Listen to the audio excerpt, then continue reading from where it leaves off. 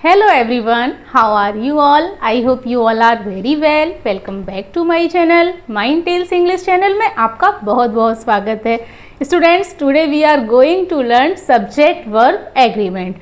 आज से हम अपना न्यू चैप्टर स्टार्ट कर रहे हैं subject verb agreement और मैं ये भी उम्मीद कर रही हूँ कि जो मैंने आपको पार्ट्स ऑफ स्पीच पढ़ाए हैं एंड टेंस पढ़ाए हैं ये सब आप पढ़ चुके हैं, मेरी वीडियो देख चुके हैं।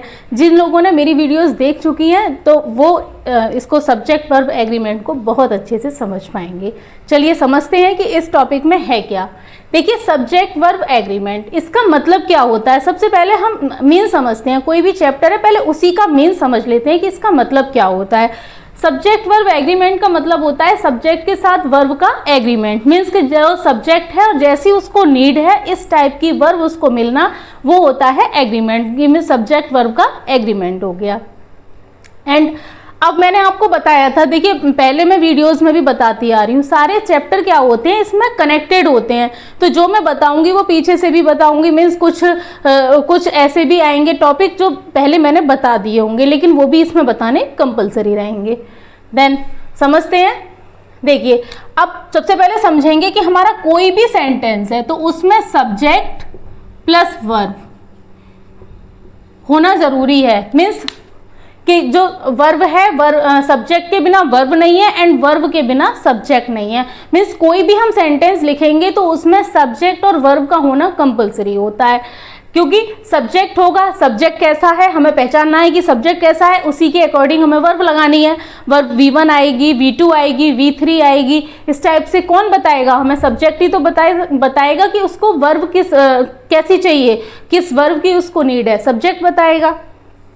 देन ये हमने समझ लिया कि सब्जेक्ट और वर्ब सेंटेंस में कोई भी सेंटेंस को कंप्लीट करने के लिए उसमें सब्जेक्ट और वर्ब का होना बहुत ज़रूरी है एंड ये होते ही हैं, बिना इनके सेंटेंस नहीं है।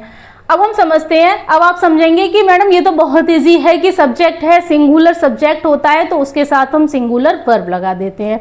प्लूरल सब्जेक्ट होता है तो उसके साथ हम प्लूरल वर्ब लगा देते हैं। बहुत इजी है। हाँ, ये इजी है और आप सही कह रहे हैं कि सिंगुलर के साथ सिंगुलर वर्ब लगा देंगे एंड प्लूरल सब्जेक्ट के साथ प्लूरल वर्ब लगा देंगे। लेकिन जो ज़रूरी होता है ना वो ये होता है कि हम वर्ब तो पहचान लेते हैं।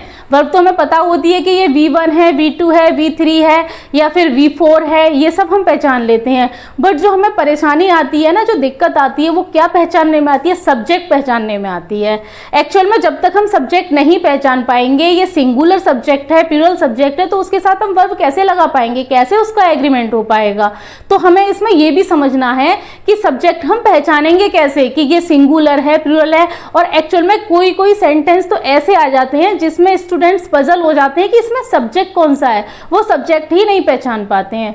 देन आपको प्रॉब्लम नहीं होने वाली है। हम इसको बेसिक टू एडवांस लेकर चलेंगे और अच्छे से समझेंगे और इजी वे में समझेंगे। आई होप आप इतना क्लियर कर पाए हैं। अब समझेंगे। देखिए, सबसे पहले हम सब्जेक्ट के बारे में समझ लेते हैं। सेंटेंस में अगर कोई भी सब्जेक्ट है तो उसको या तो वो नाउन होगा या प्रोनाउन होगा। क्या कहा मैंने? सेंटेंस में अगर कोई सब्जेक्ट है तो या तो वो नाउन होगा या प्रोनाउन होगा एंड या तो सब्जेक्ट नाउन है या प्रोनाउन है। इतना हमने समझ लिया कि सब्जेक्ट, क्योंकि नाउन प्रोनाउन मैंने क्यों बोला? क्योंकि सब्जेक्ट एडजेक्टिव तो हो नहीं सकता, एडवर्ब हो नहीं सकता, प्रीपोजिशन हो नहीं सकता। हम प्रीपोजिशन का सब्जेक्ट नहीं बना सकते हैं, एडवर्ब का नहीं बना सकते, एडजेक्टिव का नहीं बना सकते। एंड सब्जेक्ट जो बनता है वो होता है नाउन या प्रोनाउन। एंड अब समझते हैं, a singular subject requires a singular verb. जो सिंगुलर सब्जेक्ट होता है उसको सिंगुलर वर्ब की रिक्वायर होती है एंड जो प्लूरल सब्जेक्ट होता है उसको प्लूरल वर्ब की रिक्वायर होती है। That's it. ये आपको पता होगा एंड इजी भी है। अब हम थोड़ा सा इसे समझ लेते हैं, इसका बेसिक क्लियर करते हैं। इसमें देखते हैं, मैंने आपको प्रोनाउन का चैप्टर पढ़ाया था। प्रोनाउन चैप्टर में मैंने आपको समझाया था, एक टेबल दी थी, उसमें first person, second person, third person की एक टेबल दी थी और मैंने आपको ये भी बोला था कि इसको अच्छे से लर्न कर लेना, ये हर जगह आपको काम आएगी। देन आई होप कि आपको अच्छे से आती होगी वो एंड आपने पढ़ रखी है। फिर भी हम देखेंगे फर्स्ट पर्सन। फर्स्ट पर्सन में क्या आता है? आई आता है एंड वी आता है। क्या आता है फर्स्ट पर्सन में? आई आता है एंड वी आता है। अब आई के साथ हम क्या लगाते हैं? एम, हैव, डू, वॉज, इस टाइप की जो वर्ब आती हैं वो आई के साथ आती हैं, क्योंकि मैंने आपको आई का कंसेप्ट भी समझाया है, टेंस पढ़ाए थे तब समझाया है कि आई के साथ वॉज लगेगा एंड एम लगेगा तब वो सिंगुलर का वर्क करता है, एंड उसके साथ बाकी हर जगह वो किसका वर्क करेगा, प्लूरल का वर्क करता है। मीन्स होता सिंगुलर है बट उसके साथ जो वर्ब आती है वो प्लूरल आती है, ये एक्सेप्शन है।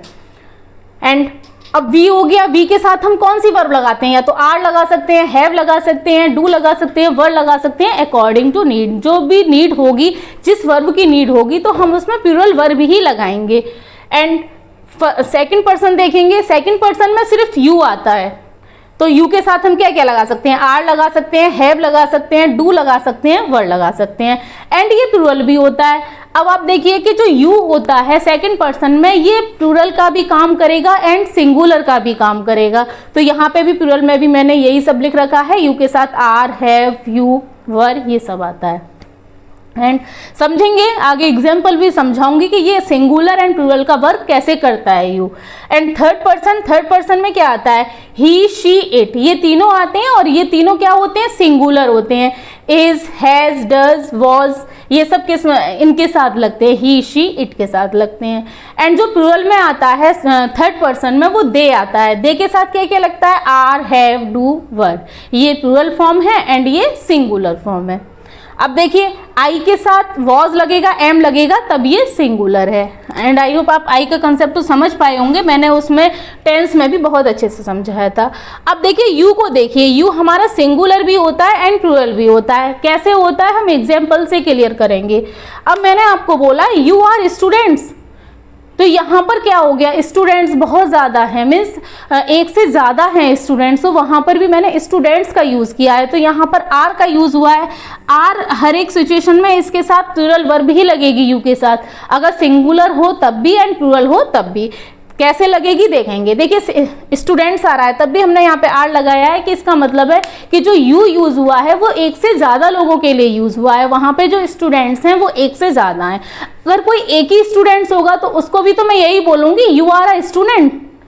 आई होप आप क्लियर कर पाए हैं। तो अब यहाँ पर मैंने बोला यू आर अ स्टूडेंट, तो यहाँ पर एक स्टूडेंट की बात हुई है, तो यहाँ पर इसने वर्क किसका किया है, सिंगुलर का वर्क किया है। एंड यहाँ पर किसका वर्क हुआ है, प्लूरल का हुआ है। एंड तो ये इसका जो यूज होता है वो सिंगुलर प्लूरल दोनों में होता है एंड वर्ब प्लूरल की ही लगेगी। सेंस वो सिंगुलर का देगा लेकिन वर्ब आएगी यू के साथ, वो प्लूरल की आएगी। बेसिक था एंड आपको पता भी होगा, नहीं पता होगा तो अब पता चल गया। देन आप इसका स्क्रीनशॉट लीजिए, फिर थोड़ा सा आगे बढ़ते हैं।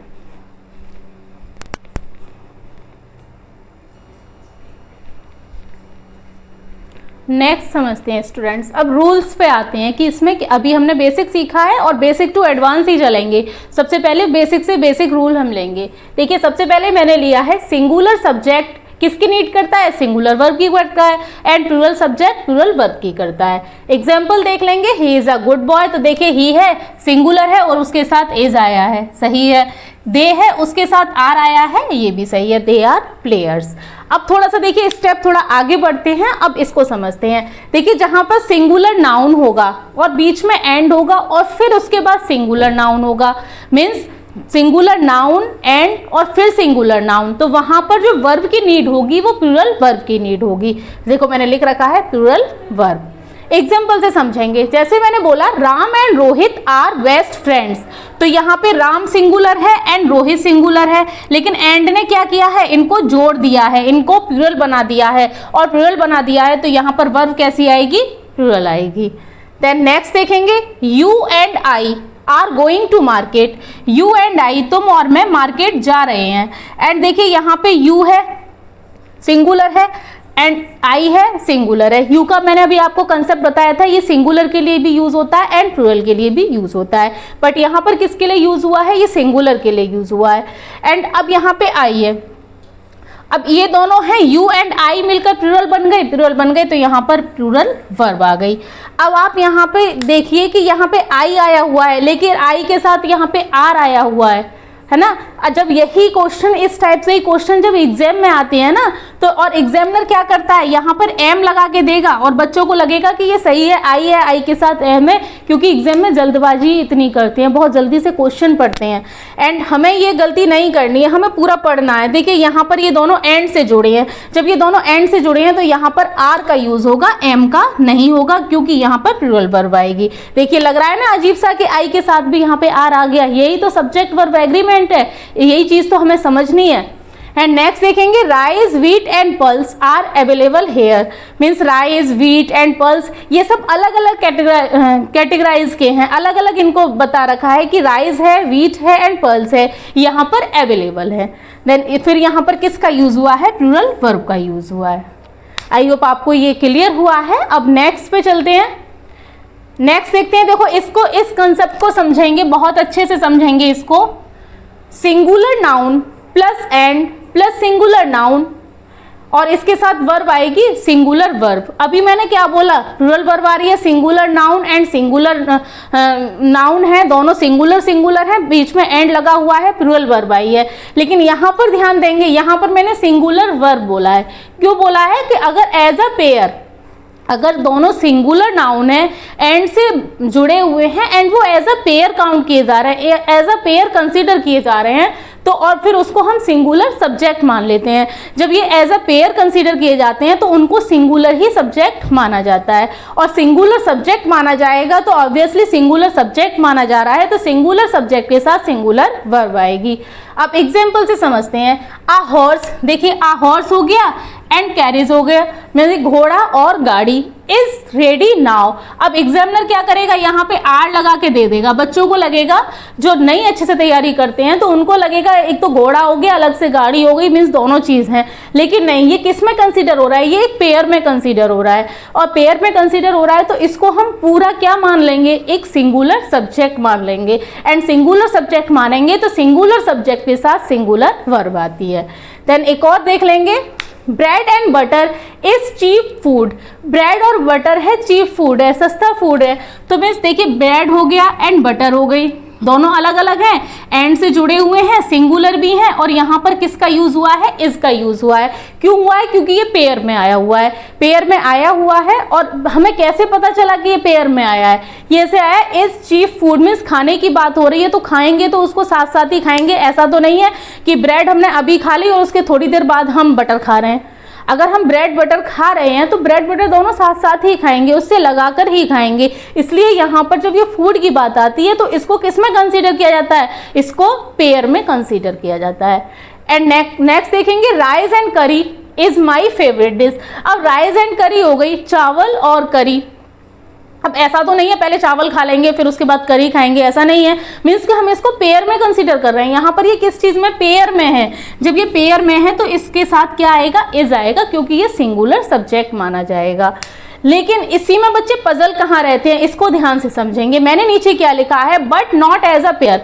लेकिन जब ये पेयर में नहीं है तब हम क्या करेंगे, जैसे मैंने बोला bread and butter is sold this shop. Bread and butter is sold this shop means कि जो ब्रेड बटर है इस शॉप पर सेल होते हैं, मीन्स बेचे जाते हैं। तो अब यहाँ पर ये पेयर में है, बताइए। अब आप सोचकर बताइए क्या ये यहाँ पर पेयर में है, यहाँ पे कुछ खाने की बात हो रही है। जहाँ खाने की बात होगी, ब्रेड और बटर को खाने की बात हो रही है, तो वहाँ पर हम दोनों को साथ साथ ही खाएंगे, अलग अलग नहीं खाएंगे। लेकिन अगर बेचने की बात हो रही है तो फिर तो उसको अलग अलग बेच सकते हैं। हो सकता है किसी के घर पे बटर रखा हो तो सिर्फ ब्रेड लेकर आ जाए, या फिर ब्रेड रखी हो तो सिर्फ बटर लेकर आए। जरूरी नहीं है कि दोनों उसको साथ में ही लेकर आएंगे। मीन्स बेचने वाली बात है, जब बेचने वाली बात है तो ऐसा नहीं है कि वो दुकानदार है तो दोनों को साथ में ही बेचेगा कि नहीं इससे ब्रेड लेके जा रहे हो तो बटर भी साथ में लेके जाओ। होता है ऐसा? नहीं होता। जब ऐसा नहीं होता तो इसको अलग अलग कंसीडर करेंगे। एंड ब्रेड अलग है एंड बटर अलग है। जब ब्रेड बटर अलग है यहाँ पे तो यहाँ पे इज नहीं आर आएगा। आई होप अभी आपको समझ आया है और इसका करेक्ट सेंटेंस है bread and butter are sold this shop. I hope आप क्लियर कर पाए हैं। अब बताइए कि ग्रामर कोई रटने की चीज़ है, क्या आप रट पाएंगे? अगर आप कुछ वर्ड्स रट भी लेंगे कि ये पेयर में होते हैं तो क्या देखिए यहाँ पर ब्रेड एंड बटर के साथ इज का यूज हो रहा है एंड यहाँ पर ब्रेड एंड बटर के साथ आर का यूज हो रहा है। हमें क्या समझना है, हमें लॉजिकली समझना है कि यहाँ पर ये पेयर में यूज नहीं हो रहा। अब सोच के देखो कि जहाँ पर ब्रेड बटर बेचा जा रहा है तो वहाँ पर वो पेयर में यूज कैसे हो जाएगा, वो साथ साथ नहीं बेचेगा उसको। एंड यहाँ पर जहाँ पे खाने की बात हो जाएगी ब्रेड बटर को, तो वहाँ पर तो वो पेयर में ही रहेगा, अलग अलग नहीं खा सकते उसको। देन आई होप आप क्लियर कर पाए हैं। एंड इस तरीके से आप छोटी छोटी चीज़ों को भी समझ कर चलेंगे तो आपको ग्रामर बहुत ईजी लगेगी एंड एग्जाम में बहुत अच्छी परफॉर्म करोगे। देन स्टूडेंट्स आप इसका स्क्रीनशॉट ले लीजिए, फिर आगे बढ़ते हैं।